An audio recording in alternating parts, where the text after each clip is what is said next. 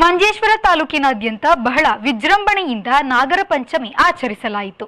ಮಂಜೇಶ್ವರ ಶ್ರೀಮದ್ ಅನಂತೇಶ್ವರ ದೇವಸ್ಥಾನದಲ್ಲಿ ಮುಂಜಾನೆಯಿಂದಲೇ ಭಕ್ತರು ಸರತಿ ಸಾಲಿನಲ್ಲಿ ನಿಂತು ತನು ತಂಬಿಲ ಅರ್ಪಿಸಿದರು. ಅದೇ ರೀತಿ ಇತರ ಹಲವು ನಾಗ ಸಾನ್ನಿಧ್ಯವಿರುವ ಇತರ ದೇವಸ್ಥಾನಗಳಲ್ಲೂ ವಿಶೇಷ ಪೂಜೆಗಳು ನಡೆದವು.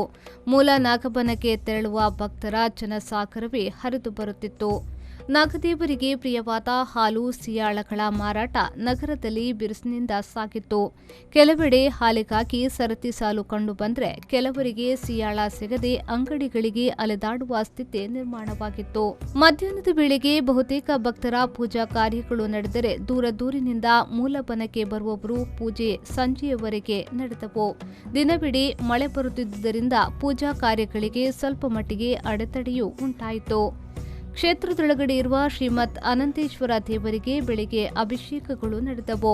ಅಭಿಷೇಕ, ಆರತಿ, ಮಹಾಪೂಜೆ, ಸರ್ಪದ ಮೂಲಸ್ಥಾನದಲ್ಲಿ ವಾಸುಕಿ ಪೂಜೆ, ಕಾರ್ತಿಕ ಪೂಜೆ, ಗೋಪೂಜೆ, ಸೇವಾದಾರರಿಗೆ ಪ್ರಸಾದ ವಿತರಣೆ ಬಳಿಕ ಭಕ್ತಾದಿಗಳಿಗೆ ಭೋಜನ ವಿತರಣಾ ಕಾರ್ಯಕ್ರಮವೂ ನಡೆಯಿತು.